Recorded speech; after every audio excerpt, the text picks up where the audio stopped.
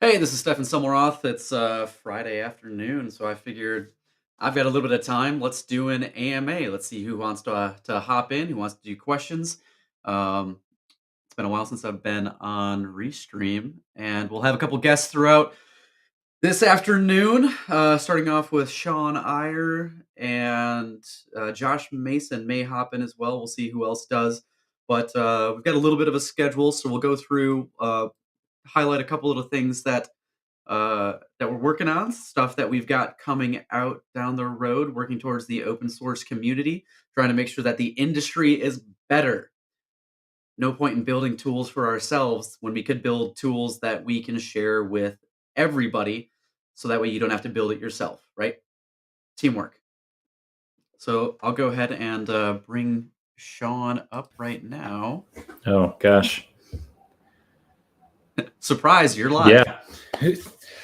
Yeah, hopefully the bookcase in the background will be, plenty professional. Pay no attention to the D&D collection down there. So I'm going to absolutely pay attention to much right of that. off camera is where all the cyber books are. So it just happens to be where things line up. And if we're lucky, my feline coworker will come in here and yell at us. Ooh, now that is exciting. So as we get a couple people coming in, hello to Eric who hopped in via Discord. Oh, my focus is all off. There we go. So we knew you lacked focus. I do clearly lack focus. What I'll bring up first is a GitHub transition repository that I just published earlier today. The first part of it. It's just a PDF right now, but it is. I'll switch it over to Markdown or LaTeX or something down the road. Just wanted to get it out because I've had people asking me for it. What's up, Tom? How you doing? I'll go ahead and share my screen. Then this will be a quick one, and Sean will pop in. How much time do you have, Sean? About 20 minutes. So then why don't I hold off on that, and we'll talk a little bit more about the project we've been working on for a while. No, by all means, talk about the other one. I can heckle you while you do that. Well, in that case, game on. Yeah. Let me share my screen. What's a little bit of good heckling between friends? Where? Man, Tom, I'm jealous. Time off sounds real nice right now. Tom, they let you take time off? This one, repositories. There we go. So as that comes up,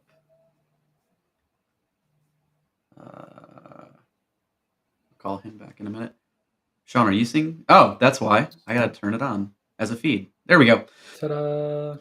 Okay, so this is my current GitHub right now. When we look at an overview of what we've got on here, we've got a couple things. Conveniently, Sean helped work on some of these. So the C cheat sheet and go treat yourself. Sean was a primary contributor on. Couple other things. Blame all the puns on me. Yeah, well, I was the overseer, so I think I'll still count. Crack the whip. Pretty much everybody knows the resume template for now. I'll probably go to an update on that later than sooner. I'm not going to promise an update sooner. C cheat sheet and go. I think those specifically are going to be solid for a little while because Sean did a great job. I quarterbacked it. He built it out. And Sean and I will talk about a little about Project Keystone itself. But before we jump into that, let's jump into the 90-day plan. This is the newest repo, just published about 15 minutes ago. With it being job-changing season, I've had a lot of people asking me for this because I originally built out a template many, many moons ago when I was still running Rainier Cyber. And this is kind of my go-to 30, 60, 90-day plan for when you arrive at a new company and you're looking at building out how you're going to succeed in that first quarter. So when we look at it, hey, look, one contributor, that's me. When we look at it, big part of this is why build a 90-day onboarding plan. So I've talked about this before publicly. The main reason to build an onboarding plan is so that way when you arrive, you can be successful. You build out what it looks like to move in and start tackling goals. And you don't have to believe me that it's an important thing to do, because Adam Robinson, who wrote The Best Team Wins, that's this book right here, says it's important. And when you start looking at other books in the space as well, like one of my go-to business books, Jack Welch's Winning, he talks about it as a mandatory practice when you're going to a new place. And then, of course, there's the classic First 90 Days, which is probably in that drawer as well, which I'm not going to pull out. But the goal of this is to not just be successful, but it's to bridge communication and manage expectations with other people, specifically your team and your superiors if you have them. So I'll walk through this briefly. We'll come back to it later. But how do I define success at the end of 90 days? I define it as having transitioned from being pulled by the team to pulling the team. Can you accomplish that in 90 days? Maybe, maybe not. I know that Sean can. Probably why we're friends. He accepts me for not being able to perform to my own expectations. The second thing, this is something that you can literally hear. And it's when the words you and me turn into us and we. And that's something that you can literally hear other people say as you're going through and go, okay, now we've got it. Now we're well integrated into the system.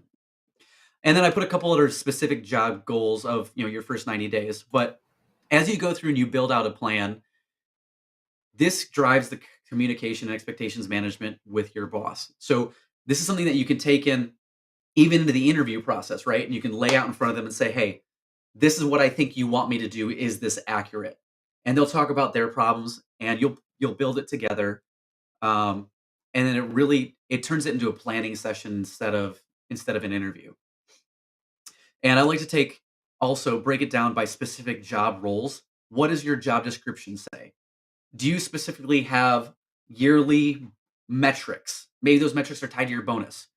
Put those in here, because then you just backwards plan from there, and then it makes your first 90 days as executing instead of feeling like you have to react to everything as you work through it.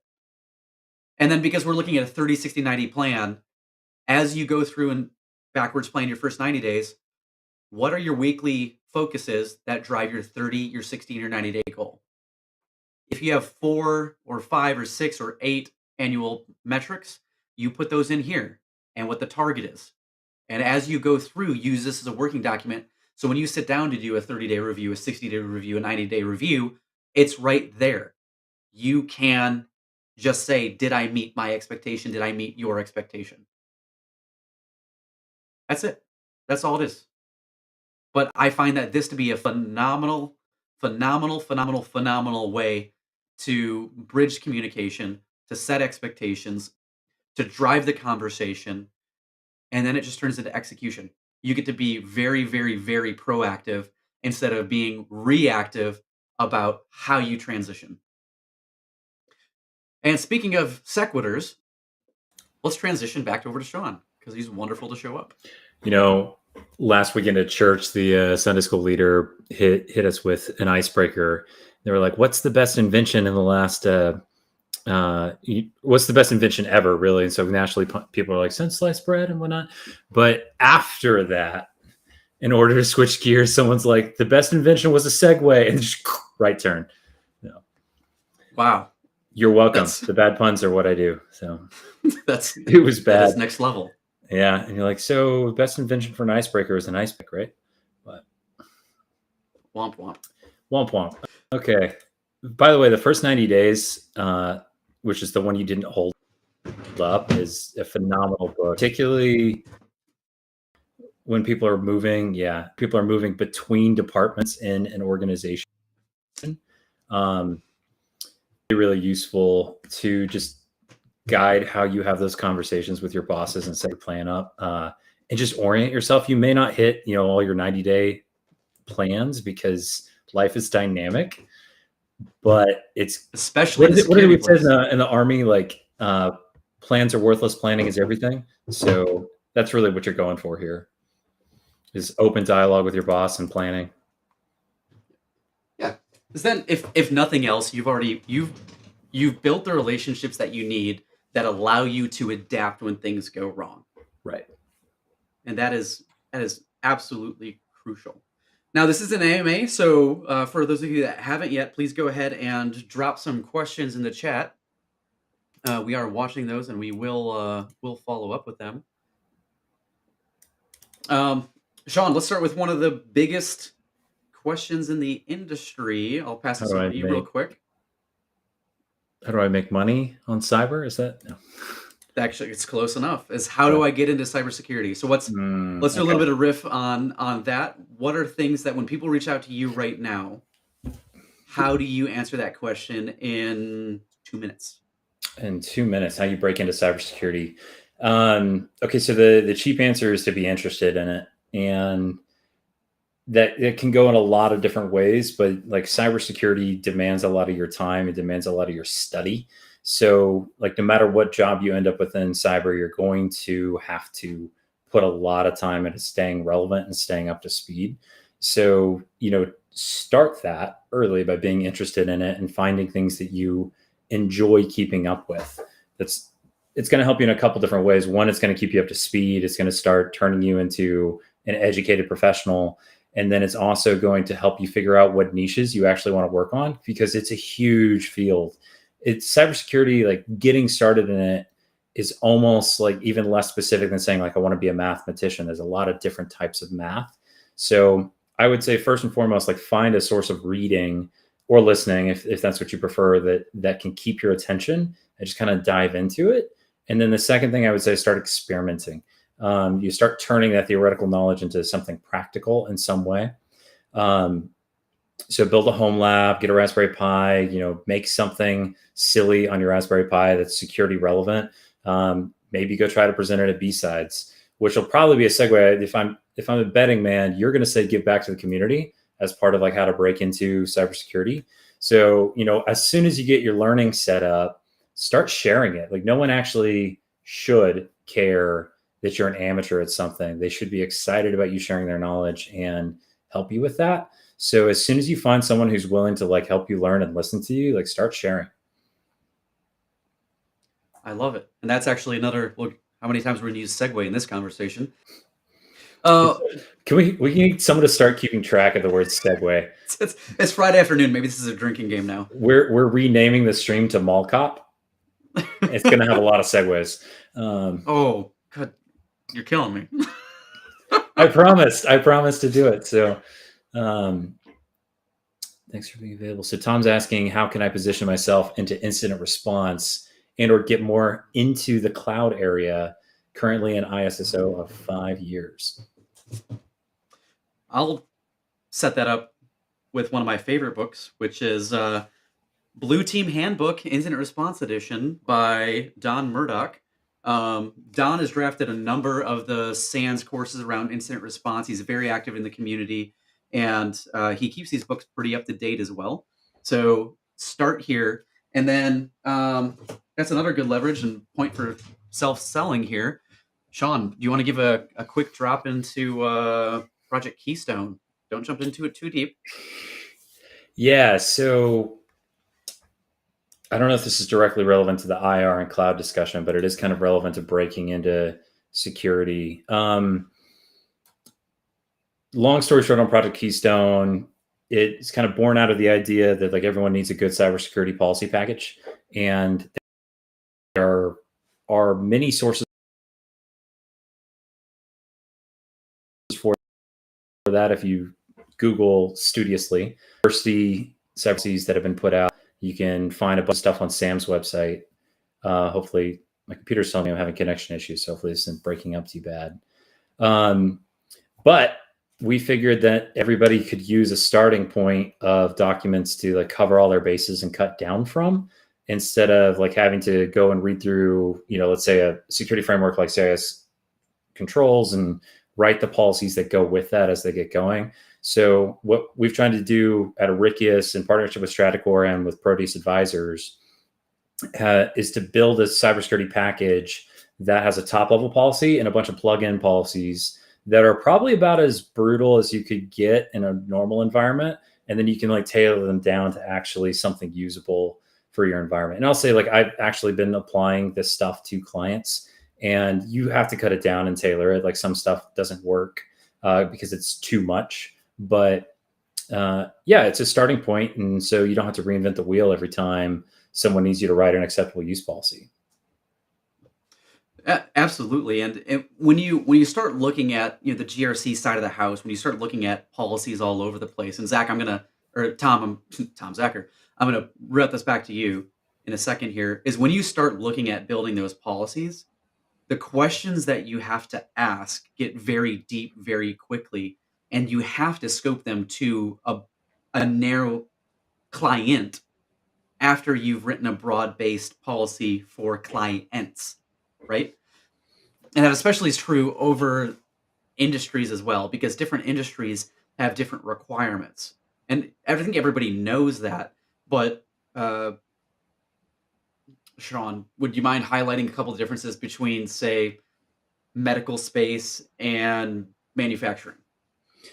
So the obvious answer there is the GRC answer. There's different regulatory frameworks. So I don't know the regulatory frameworks for manufacturing, but if you're going to play in the medical space, HIPAA is going to be one of the things you have to be concerned with. So, you've got all these different minimum standards you may have to comply with. So if you're walking into an area that's got, let's say, 3 conflicting or potentially conflicting standards, let's throw out PCI, GDPR, and HIPAA. There are going to be some things they all agree on. There are going to be some things that, like, GDPR addresses that HIPAA doesn't address at all.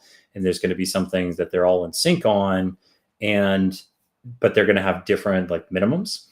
So you really have to, like, sit down and say, like, what does my company actually need to be compliant? And then the second question a little bit down the road from there is, what does my company actually need to manage risk? And what is the correct policy to push us in that direction? And then to make the waters even more muddy, what are my regulatory standards I have to do? What do I want to be risk-based and manage risk well? And then in reality, where can I get to now? And recognizing that, like, your written policy is part of your communication plan to your staff to get them to comply, as well as, like, to communicate to your IT team, your InfoSec team, to build new procedures.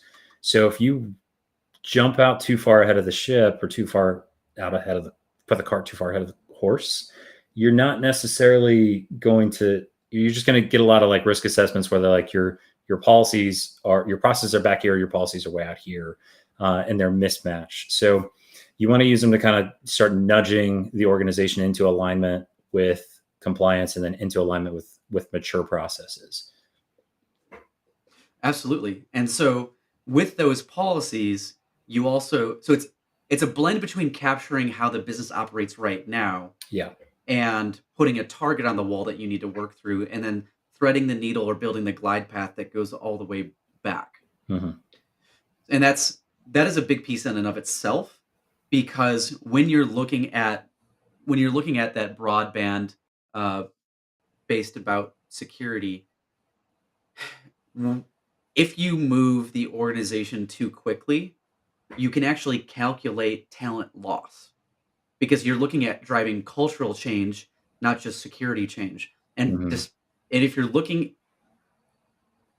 at building too many things that people that are maybe already frustrated with a company suddenly have to completely change their password policy, or their password policy changes a whole bunch, or they Yeah. don't have single sign-on, or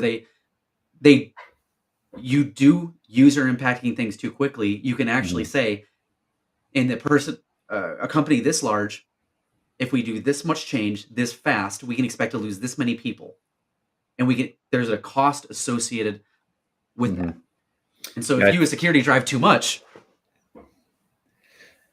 Yeah. What I would highlight with that is, like, you do need to know what the current workflows are. So I'm going to back up a little bit, and, like, security supports the organization, not the other way around.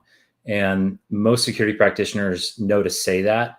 but they don't always know to focus on that. And it kind of depends on their specific role and how much communications is involved in their specific role. So, heard an analogy the other day that goes like, instead of bolting security as a widget on the side of the engine and sucking resources away from the engine, we need to build security in such a way that it lubricates the engine and makes it run more effectively.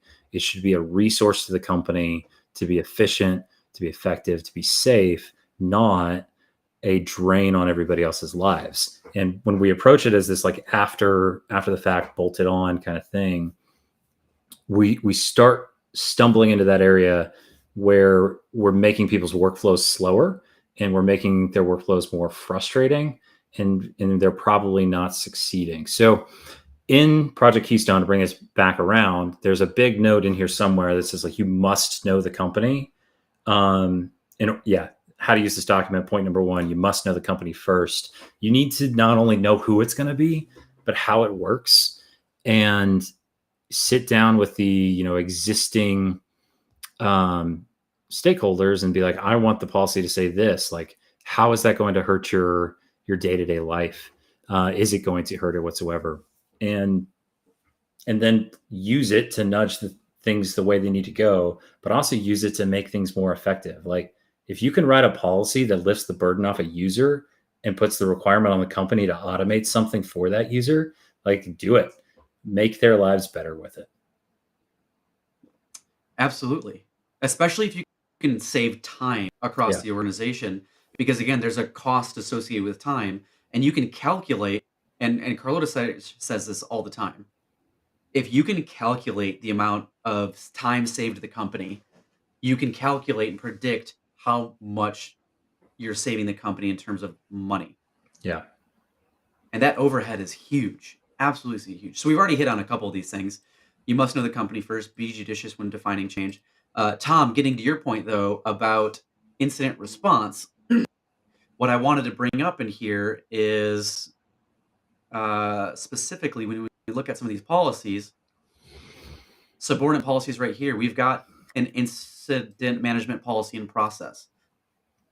So that piece we specifically wrote as kind of the central policy, having worked incident response with a lot of different clients in a lot of different industries, to capture kind of the 80% solution that will get most companies to at least from a C to a B, or maybe a D to a B. And then from there, once you've got this built in, then you can get to an A. So when we look at that, and I've got two tabs here. The first tab is it's Stratacore's page, because this is where we initially launched the cybersecurity policy that we built, and the ongoing into the future uh, uh, derivation of that, where it's going to be a living document, will be over on Rick Security under Project Keystone. There's already changes to this that are not a part of the other one, and it's all open source. Both places, it's all open source under MIT. So take it. It's yours now. If we jump down to the incident response policy itself, somewhere down here.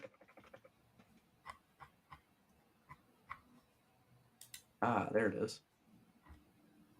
I'll scroll back up here. So, Tom, what I'd recommend for you is, you probably already know much of this stuff. And for anybody coming out of the military, incident response inside cybersecurity is very, very, very familiar. Just the names change a little bit.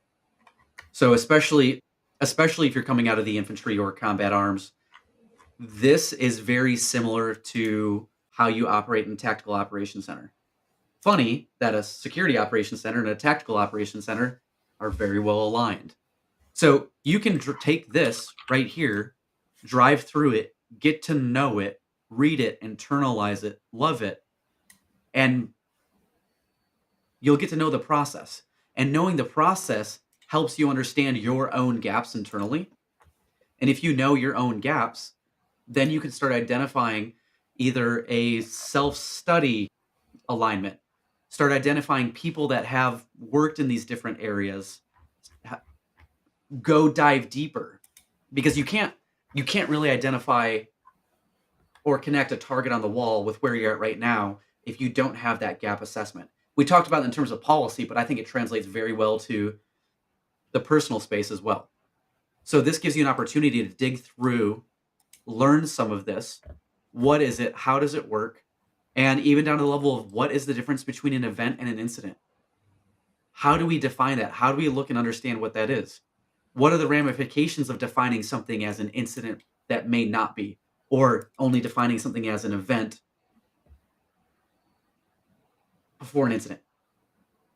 What other places do we need to talk with in order to learn about this difference? And then, oh, by the way, if we do happen to be there, maybe you're an IT practitioner that jumped into this and now you've got an incident, but you don't have an MSSP or an external SOC or an internal SOC or somebody that you can call right now. Do you have an incident response retainer with anybody? Do you have cyber insurance?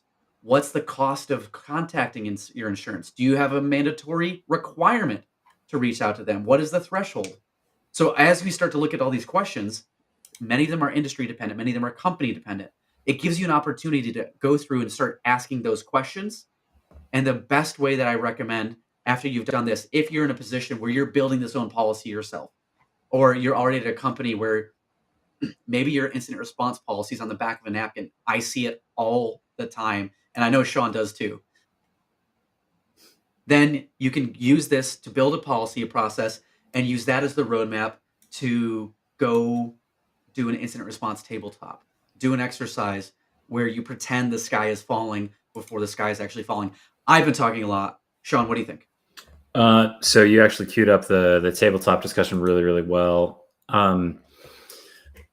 A potential way to help massage this for your organization is to sit down and like tabletop the process and see if it's actually going to work. If you want to make it more fun, gamify it, like get some D10s or D20s and roll some dice to see what works. The other thing I want to throw out there, since you've got it up, can you go to the main branch of Keystone? Yeah. Okay, so from here, where Stefan's got on the screen right now, there's a .docx that if you open will be like really painful to read because it's basically the same formatting as what was on Stratacore's website. And there's a markdown document here at the top level as well. Something we're going to do in the very near future is archive those, or at least move them down so they're not the first things you land at. If you go back to the top level and click on text, Tony Giovanelli is one of my staff guys, recently went through and converted this whole thing into LaTeX. So now you've got a couple different basic documents that fill out. You've got main.pdf is actually a pre-generated PDF version. Main.text is your top level policy. And then your sections are all under the section folder. And the README is not super verbose right now, but if you follow the instructions there and basically do PDF LaTeX, it'll take your LaTeX file and convert it into a PDF document for you. And can you click on the PDF one, Stephen? Yes. It should render for you. See if it renders. This will be a much prettier, more readable version for pretty much everybody. So it's not rendering over there, but it is visible in GitHub depending on your browser, I think, because I've got it working on my screen. Anyways, that if you want to see what it looks like potentially formatted in a non-garish way, apologize that the other couple documents came out that way. That's on us. This one is prettier. I don't think we've got the clickable links working yet, but there should be some automation in here too to automatically replace the placeholder variables like company with whatever your actual company name is. So more usability features on the roadmap, but no resources or time committed to them yet. So when you look at especially the markdown documents, we wanted to make it easy to be able to pull into Confluence and some of those other resources that people use, because if we build something that is only usable by one section of your company, maybe your ISSO, that nobody else will ever look at, then is it truly benefiting the industry? And I would argue no. But is who else going to go read the policy other than us? But it does give you a leverage point. So what the goal here is to say these are our policies. This is the direction our organization is moving. These are how we communicate. And once you've got that in place, then you can again drive those conversations. Because without conversations, then how are we driving the business to change? And y'all have heard me say a bunch of times that I believe that the C in cyber stands for change. And that's what we do. We drive change. We secure things, but in order to secure things, we have to be able to talk across the organization. Yeah. Stefan, can you show the blue team handbook again for Tom? Yeah. That would be, and I'll put a link in as well, but Blue Team Handbook Incident Response Edition by Don Murdoch. Shout out to Don. I occasionally, probably like once a quarter, I send Don just a message that says, "Hey, you're awesome. Keep it up." Thanks for the compliment, Paul. We'd be happy to, see what contributions you'd like to throw in there. I think Paul sent me a couple things, and I haven't done a good job of opening them yet, Paul. So thank you. We'll take a look at them, and your background, your experience, I think it'll be important to pulling that into the doc as well, because we can only build things that we have seen in the industry so far. We can only build things based off of the industries that specifically verticals that we have focused on. Yeah. Real quick, roadmap for Project Keystone. You can see the issues publicly. We're working on formatting right now. We need to put up rules for contributing just to help everybody stay in sync. And then Stefan's actually thrown in projected content to add to that. What's not in the projected content issue is a HIPAA package that we're hoping to add to it. We recently had to walk the dog on HIPAA and cybersecurity policy. So we're going to make a couple more passes at making sure that's correct, and then hopefully merge it in with the existing Keystone. Yeah, and especially for those things that are specific or a specific compliance framework, none of this should be taken and cut and pasted directly into operations plan. This is all a starting place. And our goal, Sean, you can highlight on this as well. Our goal is to advance your starting place to save you time and energy and give you something that's realistic and useful. Mm-hmm. Yeah. Give your lawyer something to review, because we all know lawyers are just bored and cheap. And never overworked. Yeah. Something that we're going to try to do with that HIPAA one too is drop a kind of a mapping of HIPAA controls so that it's more clear like what parts of the policy we think match the controls. But provided without warranty, talk to your lawyer, cut it down if it's too odious. Everything is offered for you to use. No guarantee of success. We recommend Jaeger Shell as a incident response tool, by the way. Which that has been hilarious. And that's one of that story if y'all like. If you remember the resume template that we open sourced a couple of years ago, we put as an example project Jaeger Shell, and we've started to see some of those organizations that are out in the world that pretend to not pretend. The organizations that come in and say, well, we're going to take your certifications for you. You just owe us money. They've started to advertise that Jaeger Shell is an option for a certification that you can pass.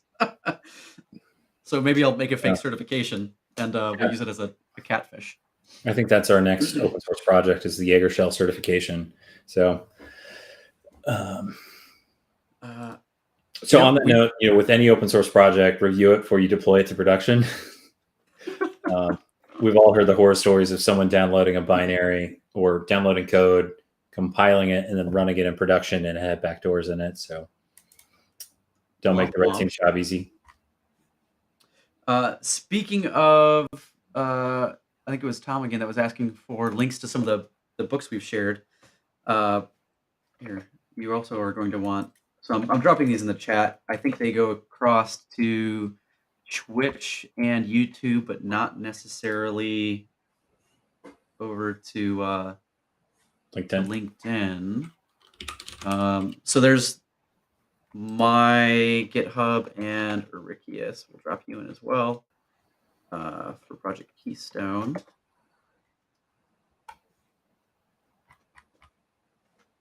Okay, those are live, at least on Twitch and YouTube. And then with the books, we'll probably do another video on this. Comment below on what content you want me to do and who else you want me to bring in. Because we could probably do, we should probably bring on Adrian as well and work through the cheat sheet and go just to build content. Let's see if my autofocus will pick back up again. I'll Honestly. go ahead and share my screen. So including, did I upload this this has been up here for a while. Yeah, okay, I did put it in as a just a flat file. This is a compiled list of many of my favorite sources for books that are business focused, for cyber books, for transition things with people getting out of the military. This is kind of I probably should go back and review it a little bit. This is some of my just favorite locations and books right here in the GitHub. So when we look at it, like Daniel Meisler's 60 cybersecurity interview questions. This is a great location to get ready for cyber interviews. It's got a ton of stuff on there, and it will help you really understand your technical weaknesses. This is not for cyber marketing. This is not for cyber sales. This is not for many other supplementary positions. It's specifically for technical roles, but it's amazing. Programming Interviews Exposed, another one of my favorite books. Like these are a lot of the books that I just keep in my desk pocket because I bring them up all the time when I'm talking with people when I'm mentoring. So go ahead and check that one out as well. Plus one for work rules being on there too. Oh, fantastic book. Yeah. Sandworm by Andy Greenberg. Yeah, and Andy's just a phenomenal speaker. If you have, any of you, I get to do a live stream. I get to host a panel interview with him about 2 years ago now. Phenomenal speaker, understands how to translate strategic state level strategy down into technical audience, and then take extremely technical things and break them out to a broad non-technical audience. Just a great speaker, really intelligent. So I got a question Andy's for you awesome. then. Since I don't know if anyone's put a new one in the chat. Watch the video later. Cool. Okay, so top reporters for cybersecurity. So you just named one who also writes books. Who else would you go to? Oh, it kind of depends on which sector we're looking at. Okay. Usually, I'm looking at so Kim Zetter is obviously up there. That was going to be my answer. Oh, yeah, stole it right out from under me. Oh. So Kim Zetter, if I remember right, when she was still at Wired, I think she trained Andy when he came on. So there's some pretty cool relationship stuff there as well. I always screw up this name, so why don't you bring up one or two before I go? This gentleman. Yeah, so Kim Zetter is the one that I follow by name, and then I go to a bunch of different sites to like get news on cyber. Ars Technica is typically like a great place to get the human version of what's happening. Let me actually pull open my bookmarks, which I should have done before softballing this question over to you. Let's see. You say this. I always screw up this person's name, and so I want to make sure I try to honor them by. Oh. Hey-o. I also go to Motherboard for tech news. It's not always like tech and security, but Josh, welcome to the stream. Hey, How are you Josh. guys doing? Doing well. Good. Doing well. Do you have your podcast mic on, don't you, right now? I have. Which mic are you using? Let me double check that it's this one. Because if we're showing off with mics, then I can play that game too. It just doesn't sound good if I don't bring it nearby. Yeah, You get that? I do get that. And if I switch, This is my crappy So I got a little new mic. shotgun mic. is that Sean, is that the Fifine? Yeah, it's like It's a surprisingly good microphone. Yeah, it gets the job done for work calls. To not have a mic shoved in my face, but Yeah. So actually, this is totally not because Josh jumped on, but I do have to jump off and go talk to one of my staffers. So, hey, it was a pleasure getting to chat with you for a little bit, and you're probably in better hands now that Josh is here. I don't know about that, but thanks, Well, Sean. thanks for being on, Sean. We'll get some more content, glide path built out around some of the other stuff that you have built for the industry. I've had a hand in some of it, but mostly my hand has been producer. You're the one that actually has built the vast majority of that content. So, Sean, if you before ever you get a hop chance off, to tell work people for where they can Stefan. follow you. Yeah. Okay. So most of the stuff that I end up writing and publishing online will come through the Arikia's security accounts. I'm personally not a big social media guy. So if you go to @Arikia Security on LinkedIn, Twitter, and Instagram, that's @Eric, ERICIUS. It's Latin for hedgehog. Followed by the word security, no spaces. You'll find us and talk about what we're doing. We are a cybersecurity nonprofit, so we're a little unique to be working in this space. And then me personally, if it's Oni49, it's probably me. Even if it's got an underscore in it. My Twitter is @Oni_49. But again, I'm not super active on social media right now. Thank you, Sean. Get out of here. We'll talk to you later. We've got plenty more opportunities. So please go follow Sean, like what he's doing, support the projects that he's working on. I dropped his LinkedIn Arikia's account on there. He's been a phenomenal partner and will continue to be a phenomenal partner to work with in this space. And any last words before you hop, Sean? No, thanks for having me on. It's a pleasure just hanging out. Absolutely. Josh, Hey, how's your day going? it's going well. Spent most of the day at the aquarium. at the aquarium? Yeah. Really? Oh yeah. We've got someone started me off with all these super long streams, and now it's a thing. So tomorrow there's global cyber games. Yes, going from 8 a.m. to 2 p.m. Fortunately, you won't be seeing me. I'll be in chat and producing all the back end stuff.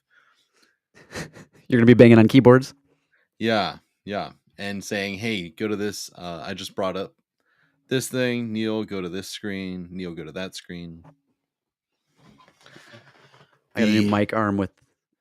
There we go. Now it's locked in. Nice. It was bopping me in the face. I gotta move this so I don't look like I'm looking off to the side. There we go. Which camera am I on? Well, it works fine when you're hacking on the machine, not looking at the camera. It seems perfectly normal, but once you're in talking to people, then it feels so weird. Hi, how are you doing? I'm looking at your eyes. It just You're looking great today. Exactly. So to answer the question that Sean kind of left on as you were Mhm. hopping in was, who are some of your favorite cyber practitioners and journalists to follow? Ooh. So I listen to ITSP Magazine's podcasts. Yep. Obviously our friend Gerald Auger. James Azar is another daily that I listen to. Yep. Chris Foulon, another one of our friends. He and man, I'm gonna mess up her name. Small. That's her last name, not adjective describing her. I said that poorly altogether. But she hosts the show, Breaking into Cybersecurity on Thursdays. It's also another great podcast. So, and then Don't forget. the CISO series with David Spark. Yep. So And those are my his cyber icebreakers on Friday podcasts. afternoons. Yep. It's a good one. Which I totally David, I'm missed sorry I doing haven't it. been able to show up for a while. Go It's check in it out though, that because it's super time. fun. I've made tons of friends there. Oh yeah, agreed. Obviously self plug for Confident Defense Podcast and It's on there. uh Bit Dirty with Stratacore. Ooh. So one of the written people that I like to go to, and I'll share my screen again, is Ionut Ilascu. I know we're connected, but we've never talked before, so I don't know how to pronounce your name. But Ionut has been covering this space on a couple different platforms for a while, and I've seen that name pop up on all sorts of very interesting articles. So I'll go ahead and that's this screen, right? Wait, is it the right one? It is the right one. No. So I know this is an old article right here, but it's a really important one, and this is one that I think is now just finally starting to get traction, specifically in the cybersecurity marketing landscape, because of many of the insights that we have into Conti ransomware now. So Conti, one of the biggest ransomware groups that are out there. Yeah, they've been active recently with all the Ukraine stuff as well. Yeah, so they came out very early in Russia, Ukraine, as supporting Russia specifically, and they've gotten a lot of blowback, which I think is appropriate in the space for supporting Russia. And they've had more leaks coming out. They just had 60,000 internal messaging messages leaked publicly. Yeah. Have you had a chance to dig in those? I have not. I have not. I've heard about it on other podcasts, but no, I have not dug in. It sounds like some of the crew were not on board with the overall direction of the organization. Yeah, and it also goes to show that even the bad guys don't always do a great job of protecting their own infrastructure. Oh yeah, and womp womp. Again, insider threat is almost always the highest threat, right? Absolutely. Because all you have to do is flip one person and you gain access, right? Yep. So one of the interesting things through here, and I'll be doing more content around this specifically for partner channel work, is when I don't think it's got it in here. I've got I think is the PDF at the bottom of this one. I'll just bring it up and talk about it. Yeah, PDF. So one of the most interesting things that I found about, and this, so here is Conti ransomware group's playbook of how they go through and attack companies. And one of the most interesting things to me, as we scroll down, you got to be careful when you load these things you need publicly. to switch what you're sharing. Oh, did it? Still showing your oh, is it on this one? All right. Apparently, I opened it in two windows. That's why. I got into security. I've been there. You should have seen my stream yesterday. It was clown shoes. It was. I watched the first part, but then the kids were going crazy. So you saw. Yep. Well, no, my kids. What? It's funny because I just pulled this again tomorrow. Anyway, I can share it on that screen. Let me flip it over. When you start looking at what Conti does, or what they have their other affiliates do as they start to gain initial access to companies and gain access to their vectors, it looks a hell of a lot like a sales process, don't it? Yeah. It looks very much like, specifically like a sales process, and how they do their targeting or mapping. And it's go ahead. No, it's funny. There's a lot of people who want to get into cybersecurity, might have a little bit of sales background, and it's like, well, you might already be good at this, and that blows their minds, but you get it, and you're hitting right on it. It's the same approach, isn't it? Right? A good attack starts with intel and knowing your research. adversary or your target. Yep. So, and even looking at prospecting companies from sales fundamentals, what are the tools that you potentially use? Owler. This is Conti's playbook, and they tell you to use standard marketing tools to go look and find out information about your target. Yep. So when you start walking through this with salespeople, they realize, oh my gosh, I know some of this. I might not know what Kerber roasting is yet, but I know all of this, and it's That's the the same easy stuff part. that we do. Yeah. Kerber roasting, yeah. We can teach Kerber roasting. It's just I'm not gonna scroll down because a bunch of Conti's stuff has actual examples from their actual targets.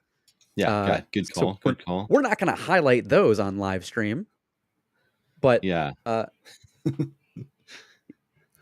Yeah, so that's part of why I watch I own it, right? Because it's accurate stuff with the right links to the actual information, so you can go dig into it yourself and make your own educated decision instead of just seeing what the base article says, which I'm sometimes myself. There's only so many hours in the day, man. Yeah, I mean, thank you for showing me grace. Yeah, we can't be too hard on ourselves for reading some headlines, scrolling through, looking for bold type, and seeing if there's like a TLDR at the end. So since I got you on, Josh, Yeah, why don't we like Tom Zacher was talking about, he had some questions earlier. Oh yeah. Why don't we follow along on those threads and talk a little bit about some of your top points that you recommend for people that are transitioning out of the military and want to get into cybersecurity. So maybe they don't have a signals background, maybe they don't have a security background, maybe they don't have a military intelligence background. Maybe they were like me when I started as an infantry officer, where I tell people to pull triggers, right? Yeah. What would you recommend? I know what I'd recommend. I've got a good idea of what you recommend, but why don't we lay that out real quick? So they're coming out of the military. The first thing I'm going to say is, if they're still in and they can take advantage of SkillBridge or one of the cool mechanisms, Air Force cool, Army cool, Navy cool, to grab some free certs. Certs aren't everything, but they help. They definitely help. And if you can get them for free, why not? That's my favorite way to get certs. That's what I recommend for everyone else. Free. Yeah. Then there's Onward to Opportunity, which is great for helping with resumes and some transition skills. It's like, what is Onward to Opportunity? Syracuse University Institute of Veterans and Military Families, IVMF, and Onward to Opportunity. So it's like a 2-week TAP course where they do some business, they do some resume stuff, they do some job search, they do some soul searching classes, as well as bring in some mentors, people from your local community. Usually it's local. I think they've gone remote these past 2 years, but or more heavily. And then after that, you get like 6 months to study and take any cert exam you want. And they will give you... How much does it cost? Nothing. How much does it cost? I don't recommend things that cost money. You know this. I know. I know, but I want to make it very clear that anybody watching understands that when you go through Syracuse University's Onward to Opportunity program, it literally costs nothing. They've got a grant for veterans to help you transition. Free. People with the means, and organizations like Lockheed, have donated to say, let's get this done. And Syracuse is on top of it. They're killing it. They paid for my CISP. I can't hate it. Right? Yeah. Right? Exactly. So, so there's that. Grab some free certs. If you want to get into cybersecurity, they'll pay for Sec Plus. If you've got Sec Plus and a clearance, we can find you a job. It's almost as if one of us did it full time as a job. But I'm trying to learn a few things and pass it on, pay it forward. It's worked for me. So those, grab some free certs, grab some free training. If you don't have a degree and you want to get a degree, I've heard good things about WGU. I know some people there who have done great things, who've really enjoyed it, who've learned a lot. And it's accessible. It's not bad on price. I think you can pay for it with GI Bill if you need to. It's not free, so there's that. There's some other great schools out there if you need to grab a degree, but you don't need a degree. Like Evergreen University out of the Pacific Northwest. Yeah, they have a really good applied. It's an associate program, but it's an associate program of applied cybersecurity, which is huge. That's really what you need. You right? start by banging on a keyboard. Yeah, I want to know people's skills. Mm-hmm. It's what was recommended to me. It's worked well. It's what I recommend to people, and I've seen several people get jobs without the degrees, without the experience on their resume, without even some of the others, like with like the $200 certs, because they have GitHub and they've got their blog and they've got vlogs and they've been posting and tweeting about all the stuff that they're doing. They've been number one on Try Hack Me for years. They track their rank on Hack the Box and publish it. They put out like all the stuff that they're doing. And so they show that they have the skills, or at least that they understand the things, so that if you were to go and be like, hey, I need someone who knows things. This guy seems like he knows things because he's posting about it and I'm reading about it and I'm going, yeah, I agree. That's helpful. I want that guy to work for me. Yeah, absolutely. So those are absolutely. So do those things. Figure out what you want to do.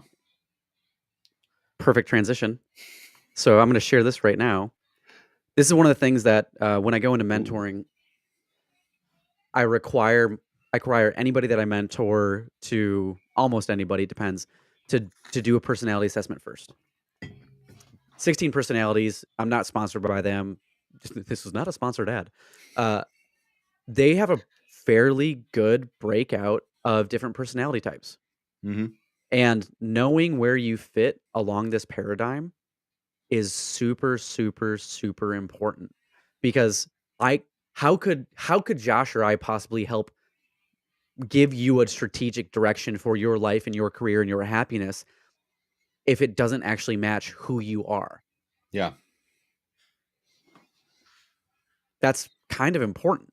In fact, I argue that's super important. And there are other programs out there, programs specifically, that start off with understanding yourself before they recommend which route if you want to get into the technical side of cyber.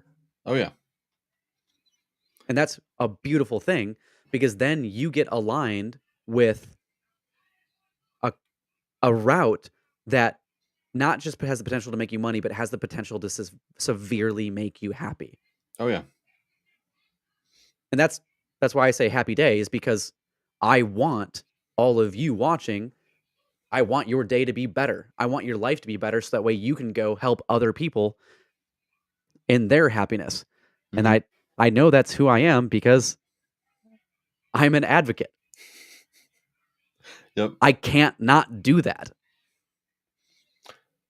I've seen myself change over the last 15 years, from like when I did that as a freshman at the academy, to when I was lieutenant, to when I was transitioning. And I recently did one, and it's small things. You don't go from being like an ENTJ to being I don't know what the others are, but I know what I am. Sometimes depending on the role I'm in the season of my life, I show up more as an INTJ or an ENTJ, or FJ and TJ, or FJ or TJ switches back and forth too. So it's, but you at least know about what you think of yourself, and that's a good starting point. Yeah, I think it's the starting point. yeah. I mean, what else are you gonna like?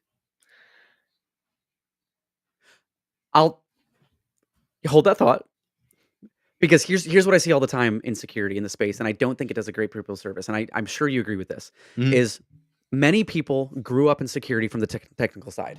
Yeah, They started by banging on keyboards, logging into routers, and establishing firewall rules. yep, And then later in their career, they transitioned into cybersecurity. And we see that 20 years ago when CCNA came out, there was this clear route by Cisco of CCNA, and then next thing, and then you're a CCIE, and then you get to go do CCIE security. So Mhm. there was this idea that you cannot be a security practitioner until you are a phenomenal IT practitioner. yeah, And so now you have the product of that, Mhm. the people that went through it and they made it, right? They did right, a great job. But now they only know the route that it took them. yeah, And so when people come to them and say, "Hey, how do I get into security?" When they have that sales background, they Mhm. say, "Well, you got to go start on help desk, and then you got to get a CCNA, and then you got to get into IT, and then you got to get." Those are valid routes, sure, but they are not valid routes for everybody. yeah. What I'd like to see someone do is if they've got a sales background, but they can work on a tool, like spin up your own Waza, spin up your own pfSense, like get your lab going, and then show that you know how to do the stuff, and then teach it, create like a proof of concept, and then guess what you are? You're an unpaid sales engineer. Bada bing, Now we just got to change bada that boom. first part, Mhm. and And that's and not a you bad hit it on place a to great part start. right there. Yeah. What roles in the industry are most sought after? Do you Mhm. know, Josh? Oh, it's always pen tester. As the guy writing penetration testing student, everyone says they want to be a pen tester. Oh, no, No. no, no, no, no, no, no, no. Oh, That's sorry. oh, where are That's they candidate needed? driven. Where they What actually are most needed, needed? sought after by hiring companies? Ooh, your analysts and auditors. No. Oh, sales and you need salespeople. Yeah, Sales engineers, specifically sales engineers. yeah. So when I was, and I'll share a story of when I was launching Rainier Cyber. So we're looking a few years ago now. Mhm. I would go to conferences when conferences were still in person, and they're coming back. Come back. I would go to conferences and I would walk around from booth to booth to booth from all these vendors. Mhm. And this is not the way. I don't recommend doing this. This was Stefan learning how to be a good recruiter businessman. I would go up to these booths and I would say, "Hey," and I would give him a pitch. Yeah, if this is the route that you go, I recommend going to your non-strategic partners first and getting your pitch really well, dialed in. But I'd go up to these, I'd go up to these vendors, and I'd say, "Hey, here's my pitch. What positions do you need filled the most?" And they'd go, "It's great, but I can find developers a dime a dozen. Sure. I can find pen testers a dime a dozen. I can find all of these things a dime a dozen. Mhm. But can you get me sales engineers?"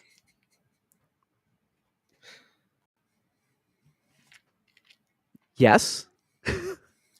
Sure. So regardless of It's like, that, the what do question you becomes, see? It's like when you say that, what do you picture me handing you? yeah. Because I've got a picture of who can do that job.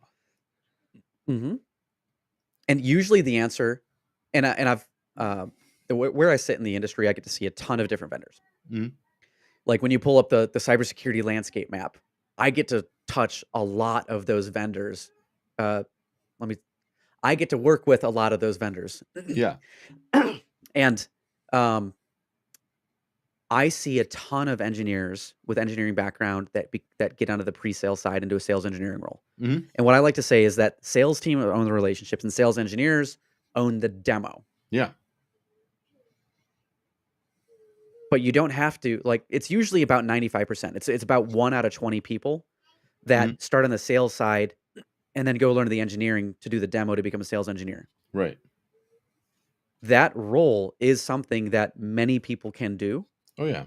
and they don't realize that they can do it, I can throw especially coming out of the military, right? some books, some practice, some maybe oh man, what's the club? Toastmasters. Maybe throw some Toastmasters meetings at you and we can make you a salesman. Well, that's just it. Sales engineers don't have to be salespeople. True. They just They need to be just need able the fundamentals. to show it and answer questions Mm-hmm. and not turn off the customer. I don't know. Mm-hmm. I feel like a lot of people think that that's the threat. Like, I can take a technical person, but I don't want Bob in this meeting. Like, I love what Bob does. I don't want Bob to meet the customer. Mm-hmm.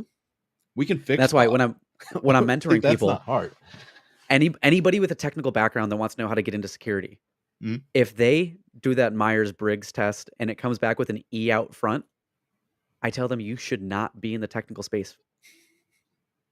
You're doing yourself a disservice, and I will bet them. How many years do you think it's going to be before you can't keep your mouth shut on a delivery meeting? And they're like, "Oh, well, can you just talk to the client for us?" They're like, "Wow, you talk to the client pretty well. Why don't we? You need to do that more often." And then you become a sales engineer, regardless if that was what you intended to do or not. Yep. I thought I was gonna be really technical. Apparently, I am much better at teaching. And this,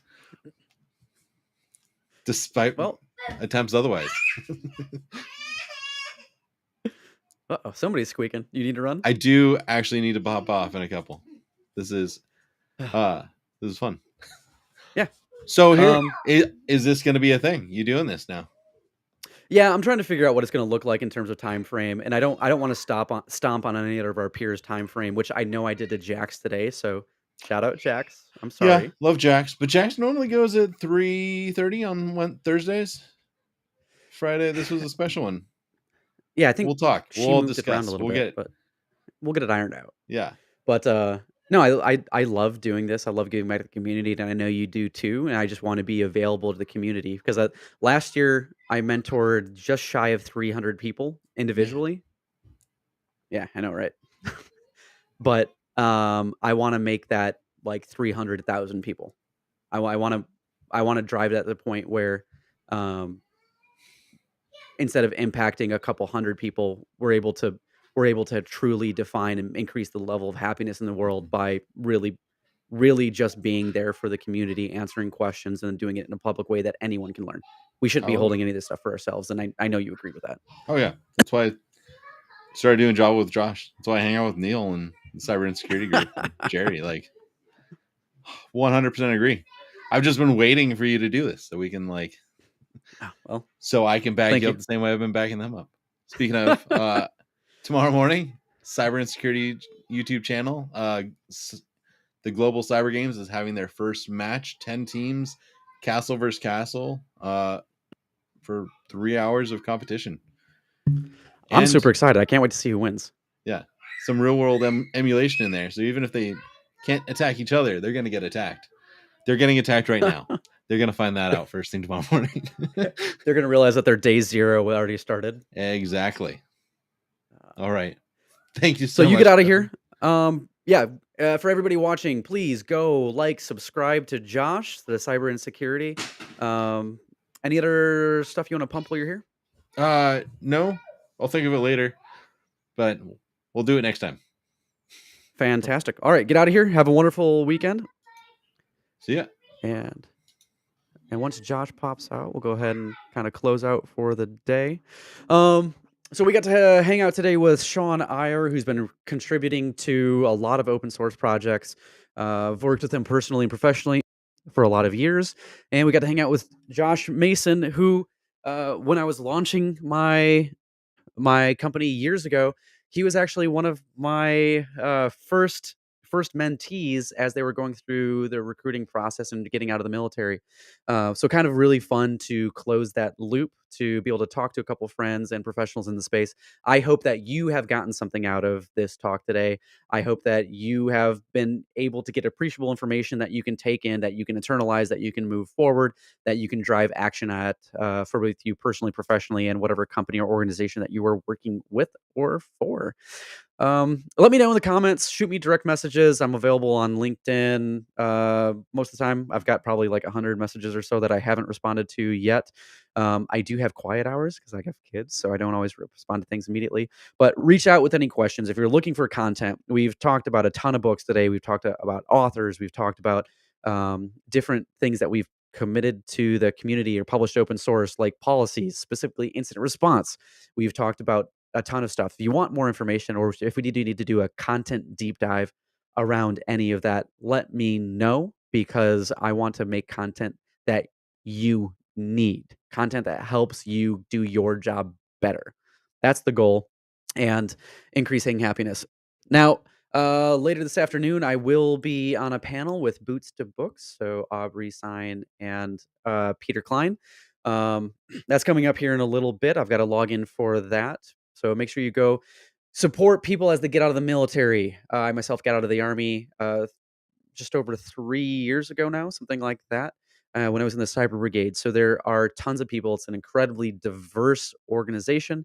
And as we look at the other military branches as well. So please go support the people that are supporting people transition out so they can come in and transition to civilian life in the easiest way possible, because it is a big transition and it does require you to redefine your own identity a little bit. Probably a big part of why I think that starting with your identity is the right place to help you align where your cyber goals should be.